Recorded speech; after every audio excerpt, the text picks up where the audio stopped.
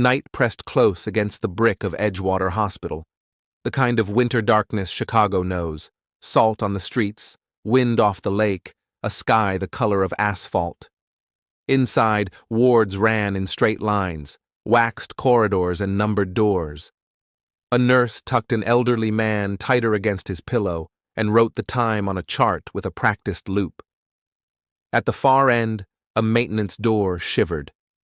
What happened next began with something small: a hot wire, a tired outlet, a broom closet packed with flammables. The first wisp of smoke was curious. In minutes, smoke found vertical shafts, the building's hidden breath. The wind shouldered doors. Heat climbed to a ceiling not built for it. Sprinklers should have answered. They were slated for later phases and friendlier budgets. Tonight, they were absent. Aide Miriam Torres turned a corner with a tray and stopped. She set the tray down and ran. The code button cut the hush. Doors swung open. The night supervisor dialed the fire department while calling the floor. Somewhere, an alarm repeated in a tone that made even the calm think of exits. Patients are slowed by tubes, pain, and age. On one ward, a man with a new hip asked if he should stand and was told no. Help was coming. Wait for wheels. On another, a mother reached for a bassinet. On the psychiatric floor, the doors that kept the world out now kept the patients in. Keys lived on one ring. The woman with it was 3 floors away. A nurse jammed towels under a door and shouted for wet cloths. When the tap coughed brown, she filled a basin anyway and dunked pillowcases. A respiratory therapist snapped oxygen onto faces, praying the tanks would last. An intern sprinted stairwells between wards until the heat made his lungs woolly. He counted rooms so he would not forget one. The fire found the thing it always wants: a vertical path. It rode a shaft into the ceiling, then spilled into hallways. Smoke curled under doors and spoke a language anyone understood. Lights blinked and dimmed into a dusk the color of coins. Emergency lamps flickered in islands. Between them, the building learned a maze. Some windows were barred to keep patients safe from their own worst nights. Safety had a second edge: barred windows, locked doors, and a plan in a binder that assumed time would be generous. The first truck from the neighborhood house arrived and brought the deep, deliberate noise that means help. Firefighters shouldered through the entrance as a hot wind pushed back. They moved like they had been here before: different addresses, same choices: mask, line, ladder, search. A captain split the crew: stairs, upper floors, roof. A dispatcher marked units on a grease board and drew arrows where the lines vanished into smoke. In the maternity ward, a nurse counted bassinets with her finger and filled a rolling laundry cart with babies, tucking them like bird eggs in a soft nest. Another nurse walked backward, eyes on the cart. Down the corridor, a father in slippers lifted an IV pole and matched his wife's steps. On telemetry, a patient tore at his leads, muttering about warplanes. The orderly said nothing. He tightened his grip and walked. At a window, frost traced feathers on the glass while hands inside turned red from carrying. Barred windows were meant as kindness on the psychiatric floor. Tonight, they were promises the building could not keep. A lieutenant swung a Halligan where screws were weakest. The metal screamed. Another team forced the stubborn door with a shove that splintered the frame. Inside, a woman clutched a stuffed rabbit. They moved in a chain, hand to hand, one at a time. Names were taped to gowns so the night would not swallow identity. A medic kept saying, "We have you," until he believed it himself. An elevator quit.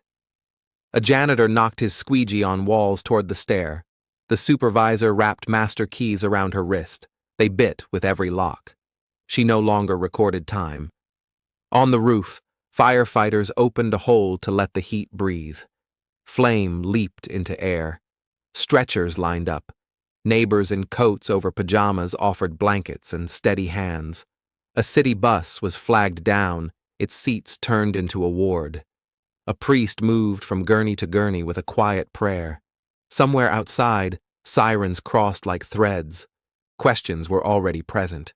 Where were the sprinklers, the self-closing doors, the drills? In the hour, there were only choices. A nurse refused to leave a room until a man moved. A firefighter dragged a bed until the casters rolled. An intern came back up for one more patient. A captain checked faces with a gloved finger and said, "You're good," to people who were not, because the word sometimes keeps a body moving. Sometime past 2, the fire's appetite dulled. The building smoked the way a person does after crying, hiccups of ash. A final sweep worked floor by floor, voices low as if the wards slept at last. In some rooms, sheets stayed smooth, pillows creased in the shape of a head now outside under a borrowed blanket. Elsewhere, absence was permanent. Hospitals know death's shoes. Tonight, it came running. Dawn found the facade grimed, windows black at edges. Reporters gathered behind tape. Officials chose safer words. Inspectors mapped the fire backward, counting the seconds where an unlatched door or a propped stairwell made the difference. Families collected belongings that smelled like campfire and guilt. A child held a nurse's hand and asked if hospitals always make this much smoke. In a side room, someone wrote the night's names on a legal pad so none would be lost inside the word several.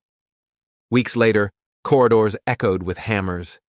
Sprinkler mains threaded like new veins. Doors learned to close by themselves. Exit lights glowed like patient teachers. Fire maps left clipboards for walls. Staff walked evacuation paths until the steps were muscle memory.